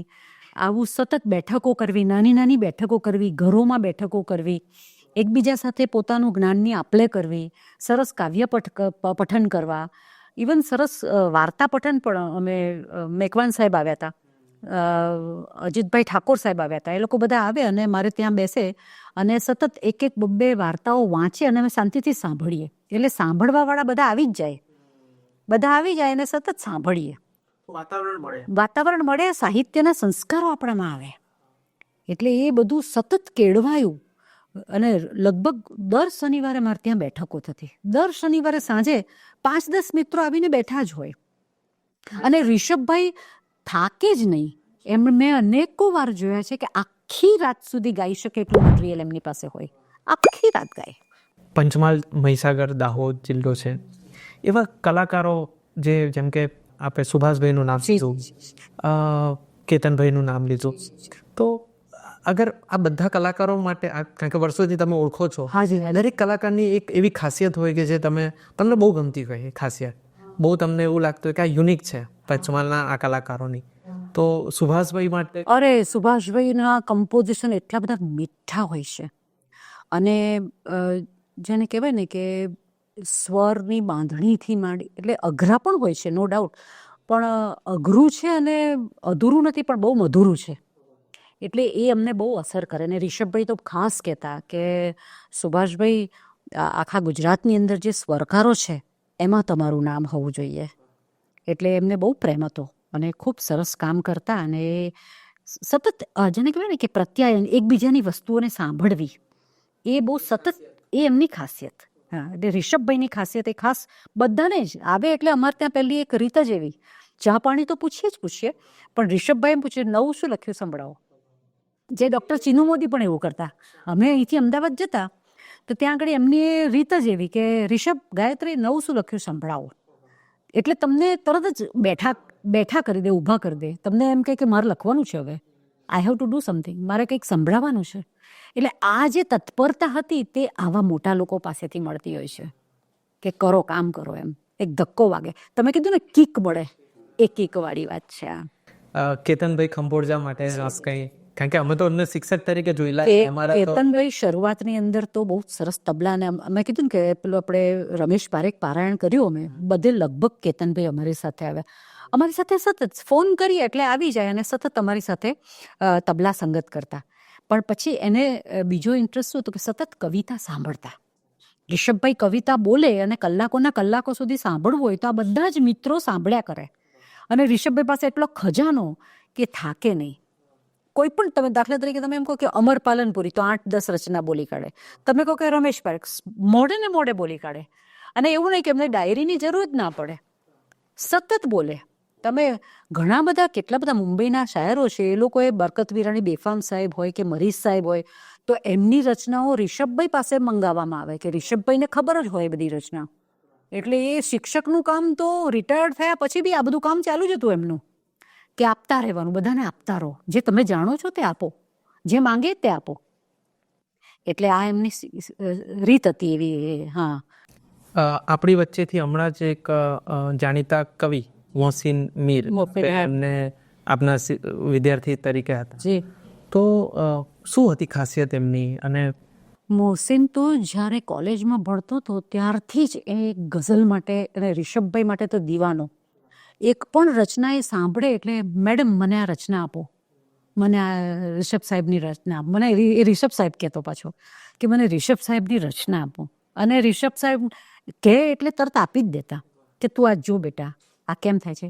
અને 1-2 વખત તો આવેલો બી ખરો કે સર મને આ સમજાવો. તો રદીફ કાફિયા શું છે, ગઝલની શું કંઈક એની જે શિક્ષણ હોય, પ્રશિક્ષણ હોય, રિષભભાઈ કોઈને પણ આપવામાં જરા પણ ખંચકાટ નહીં. રાત્રે 11-12 તો અમારે ત્યાં સહેજે વાગી જતા. કોઈ પણ વખતે 12 હિંચકે બેસી રહેવાનું અને જે કોઈ આવે તે બેસે, ચા પાણી ચાલે અને પછી આ સતત શીખવવાનું ચાલે. અને એમને એટલું બધું ગમતું બધાને તૈયાર કરવાના. અને મોહસિન બહુ સારું કામ કરતો હતો, ખૂબ સારું કામ કરતો હતો. એટલે શરૂઆતથી જ એનામાં એ ગુણ હતા કે એને કંઈ કરવું છે ને કરતો હતો, એ સારું કામ કરતો હતો. ગઝલથી યાદ આવ્યું, સાહેબે ઉર્દુ પર પણ ઘણું કામ કર્યું હતું. તો ઉર્દુ સબ્જેક્ટ પર આટલું કામ કરવું એ વિચાર એમને કેવી રીતે આવ્યો હતો? એકચ્યુઅલી છે ને એમના મિત્ર ડૉક્ટર જયેન્દ્ર શેખડીવાલા એ પણ ચીખલી કોલેજમાં અધ્યાપક તરીકે આવ્યા. એ 2 જણનું કોમ્બિનેશન આપ માનો નહીં. જયેન્દ્રભાઈ એમ જ કે રિષભભાઈ એટલે મારી સેકન્ડ સેલ્ફ છે, મારી મારું ભાગ છે, બીજો જ ભાગ છે. એ બંને જણનું એટલું કોમ્બિનેશન કે 2 જણે સાથે ગઝલો લખી. એક ઉલા મિશ્રા એટલે પહેલો મિશ્રો, ગઝલની પહેલી પંક્તિ. ગઝલની પહેલી પંક્તિ જો જયેન્દ્રભાઈ લખે તો બીજી રિષભભાઈ લખે. બીજો શેરની પહેલી પંક્તિ એ લખે તો પછી જયેન્દ્રભાઈ લખે. આ 2 જણ એકબીજાના કોમ્બિનેશનમાં કામ કરતા. અને જયેન્દ્રભાઈ બહુ મોટા કવિ, એમણે ઉર્દુમાં પણ કામ કર્યું, ગુજરાતીમાં માતૃભાષામાં પણ કામ કર્યું. એટલે એમની સાથે રહીને અમને ઉર્દુ ભાષાનો ચસ્કો જેને કહેવાય એટલે ખૂબ આનંદ આવવા માંડ્યો કે શું વાત છે એમ.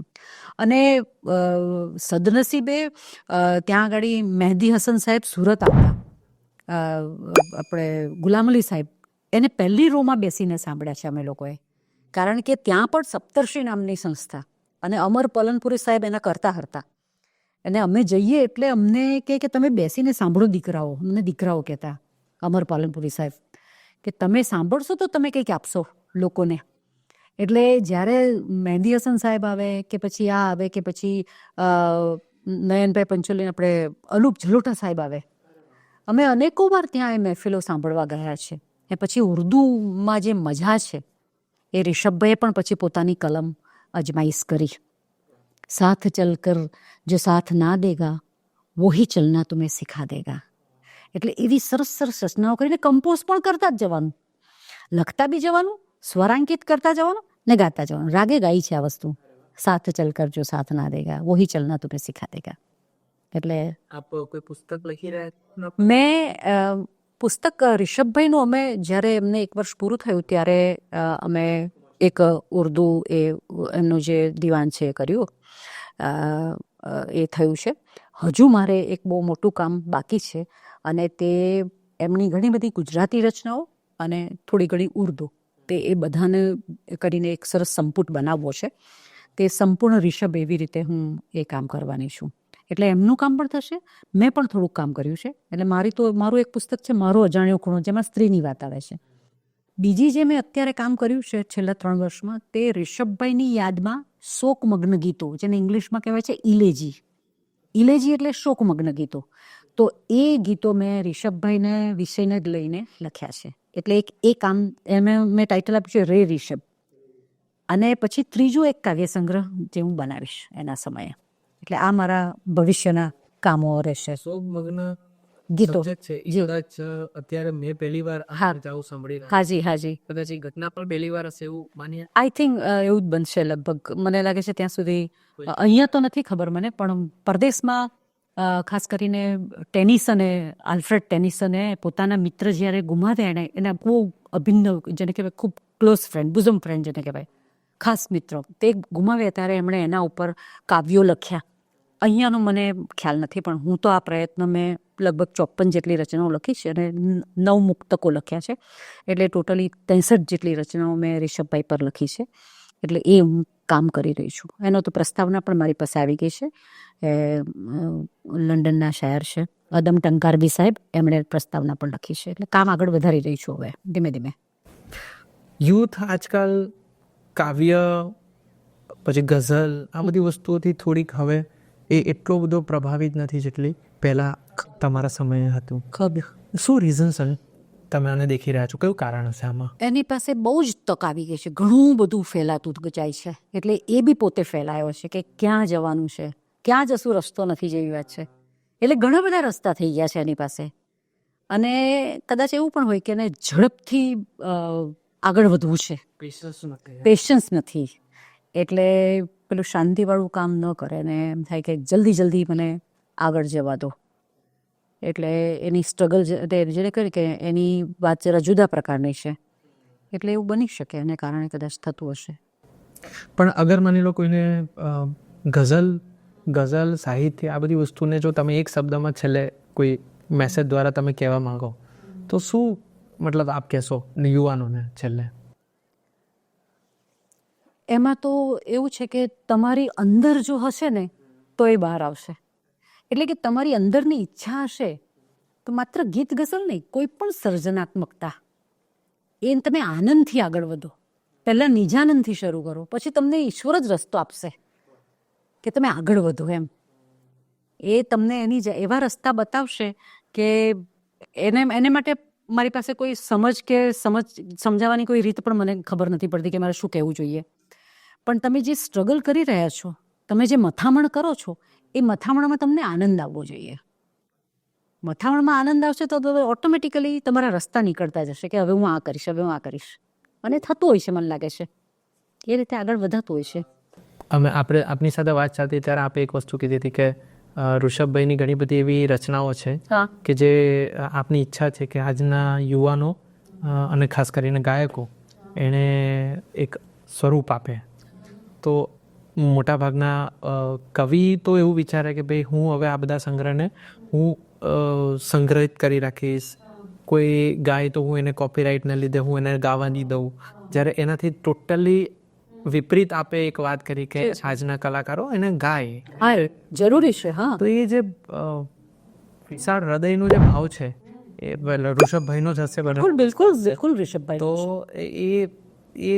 એ કોઈ મતલબ કલાકારો માટે કેટલું એ મને કહીને ગયા. એટલે હું એમને ખાસ પૂછું ને કહું પણ ખરી, ઈચકે બેઠા હોય ને વાત કરું કે તમે આ બધું લખો છો, આ બધું ગાઓ છો, તે ક્યારે પ્રકાશિત કરશું, શું કરીશું આનું? તે કે આ જે છે બધું તારે કરવાનું છે. અને તારે ઈચ્છા હોય તે રીતે લોકો પાસે ગવડાવજો, લોકો પાસે લખાવજો, લોકોને શીખવજો, સંભળાવજો. અને એ થોડા લેવલ પર કરીએ પણ છે કે ભાઈ કોઈ વિદ્યાર્થીની ઈચ્છા હોય કે મારે આ વચ્ચે મને સાંત્વનીય જ વાત કરી હતી. મને કહે છે કે મેડમ મારે મારી રૂપાની ઝાંઝરી ગાવું છે. મેં કીધું ગાઓ બેટા, પણ નામ આપજો રિષભભાઈનું. કેમ? કારણ કે જે મૂળ છે, જે માતા પિતા છે, એનું નામ નહીં ભૂલવાનું. કારણ કે જે કર્યું છે એનો પણ મળવું જોઈએ. કે કહો કે ભાઈ આ રિષભભાઈની રચના છે. જેમ કે મેં તમને કીધું કે જે ખોયું તે મળવાનું જરા શ્રદ્ધા રાખો. આ લોકો ગાય છે અમદાવાદ, એ લોકો બધા કે રિષભભાઈની રચના છે, આ રિષભભાઈના કાવ્યમાંથી શ્રદ્ધા અને સબૂરીમાંથી લીધેલી છે. તો એક વ્યક્તિને એક અર્ઘ્ય જ તમે આપી રહ્યા છો, બીજું તો શું તમે આપી શકવાના? કારણ કે હવે ભૌતિકતાનો તો અમરત્વ આપો છો. આ એક રીતે તમે અમરત્વ આપો છો આ વસ્તુ. એનાથી કશું જતું પણ નથી. હા. ઉલટાનું જેનું સર્જન કર્યું છે એમનું નામ. અને લાઇબ્રેરીમાં જેમ પુસ્તક પડી રહેશે એવી રીતે આપણે સ્વરાંકનોને શું કામ પડ્યા રાખવા જોઈએ? ફરતા થવા જોઈએ. સ્વર ફરતો થવો જોઈએ અને લોકોમાં ફરતું થાય અને એને સરસ રીતે ગવાતું થાય. એનો જેને કહેવાય ને કે એનો હેતુ જ એ છે. મૂળ એનો હેતુ જ છે કે તમે ગાઓ, ખૂબ ગાઓ. કોઈનું ઘટવાનું નથી. જેની પાસે છે એનું ક્યાંય ઘટવાનું નથી. એક બે વસ્તુ તમે લો, ગાઓ, પ્રેમથી ગાઓ. એ તો અમારો આનંદ છે, એ તો અમારું જેને કહેવાય કે ટાર્ગેટ છે. એટલે એનાથી વિશેષ કંઈ હોય જ ન શકે. આપો તો પછી વધવાનું છે. સમૃદ્ધ તમે ત્યારે જ થાવ છો કે ત્યારે જ્યારે આપો છો. છેલ્લે રાગ અને સ્વરને તમે તો એની પાછલા 10 વર્ષની એક એવી કેરિયર જોઈ છે કે જેમની આખી પ્રગતિ તમે અને આખા ગુજરાત, આખા સંગીત જગતે જોઈ છે. જી. તો હવેના 5-10 વર્ષ પછીની એમની જે જગ્યા છે એ તમે ક્યાં જોઈ રહ્યા છો સ્વર અને રાગ બંને માટે? આપ કેવું એમનું? હું હંમેશા એમ કહીશ કે તમે અનેક રીતે સંગીતને તપાસો, જુઓ. નવી સંગીતની અંદર પણ જે નવી વિધાઓ છે એમાં કોશિશ કરો, જુઓ, જાણો, ગાઓ, પ્રયત્ન કરો, નવું લાવો. દાખલા તરીકે એક જ ગીતને અત્યારે લોકો અનેક રીતે ગાતા હોય છે. અરેન્જમેન્ટ બદલાય છે, બધું થાય છે, અલગ અલગ રંગ મળે છે. હા, અત્યારે તો કેટલી બધી જેને કહેવાય કે તમારી પાસે વેરાયટી છે. તો તમે બધી રીતે તપાસો. સંગીત કોઈ સ્થિર નથી બનેલી ઘટના. આ એક જેને કહેવાય નદીનું પાણી છે, વહેતું પાણી છે. એટલે સંગીત નહીં, સર્જનાત્મકતા વહેતું પાણી જેવું છે. એટલે સતત તમે એમાં ડૂબેલા રહો, નવું વિચારો. દાખલા તરીકે હું તમને અત્યારની જ વાત કરું કે નવરાત્રિ વખતે એણે મા તારી આરતી ઉતારું નામનું એક સરસ મજાનું આલ્બમ, એના પિતાજીની જે સ્વરાંકન હતું એ જુદું હતું અને એણે જુદી રીતે એ વસ્તુને રજૂ કરી. એમાં સૂર પણ અલગ રીતે લીધા, એની રજૂઆત અલગ રીતે કરી, જે આધુનિક રીતે કરી. એટલે આ બધી વસ્તુ થાય છે તો મને આનંદ આવે છે કે તમે વિચારો છો. સંગીતમાં પણ તમે વિચારો કે તમે શું કરી શકો તો તમે આગળ વધશો. તેવી રીતે સ્વર છે તો સ્વરે પણ પોતાના ફિલ્ડની અંદર પોતાના જે એનું કામ છે એમાં એણે વિચારવાનું હોય કે જે વિચારશીલ હોય તે જ આગળ વધશે. એક જગ્યાએ અટક્યા તો ગયા, એ ન કરી શકો તમે. એટલે તમારે રોજ એ મને વાત કરે, મને ઓછી સમજ પડે, એ આર્ટિફિશિયલ ઇન્ટેલિજન્સની પણ મને વાત કરે, સ્વર વાત કરે કે મમ્મી એક સમય એવો આવશે કે અમે બધા ફ્રી થઈ જઈશું, નવરા પડી જઈશું, કારણ કે બધું જ થવાનું છે. આ ટ્યુનવાળીને બધું ભલભલી વાતો હોય છે, મને ઓછી સમજ પડે છે. પણ એક વખત એવો થશે કે માણસ મટી જશે ને મશીન બોલશે. પણ મેં કીધું ના, હજુ પણ માણસનું મહત્વ રહેશે જ, યાદ રાખજે મેં કીધું. અને જે રહેશે ને તે કામ કરો, મશીનનું કામ નહીં, પેલું કામ કરો, એટલે થઈ જ શકે. હા. છેલ્લે પંચમહાલ ગોધરા સાથે આપની ઓવરઓલ યાદગીરીને એક શબ્દમાં આપ કહો તો? હું તો બહુ જ પ્રેમ કરું છું પંચમહાલને. જે જગ્યાએ મને શાતા મળે છે, શાંતિ મળે છે, આનંદ મળે છે, પ્રેમ મળે છે, લોકોની આંખો ભીની થાય છે આપણને જોઈને, લોકોને આર્દ્રતા લોકોમાં આવે, બસ એ જગ્યા આપણી, એ આપણું ઘર. પોડકાસ્ટના અંતમાં એક મારી એવી અંતઃકરણથી ઈચ્છા છે કે તમારા અવાજમાં મારે એક સાહેબનું કમ્પોઝિશન, કારણ તમને પ્રેમ કરું છું, તમે જરા મુખડું ખાલી સંભળાવી દો. આંખો મીચી જાગું છું, કારણ તમને પ્રેમ કરું છું, સપના પાછળ ભાગું છું, કારણ તમને પ્રેમ કરું છું, આંખો મીચી જાગું છું. બિલકુલ. અને ગાયત્રીબેન, આપ આવ્યા સ્ટુડિયોમાં અને બહુ સરસ મજાની વાતચીત થઈ, આજે બહુ સરસ મજાની ચર્ચા થઈ. તો આ હતા ગાયત્રીબેન ભટ્ટ. અમે એટલે મનીષભાઈનો એક વિચાર, બહુ ઉમદા વિચાર હતો કે મારે પંચમહાલ જિલ્લાના કલાકારો સાથે આવી યાદો સંગ્રહિત કરવી છે.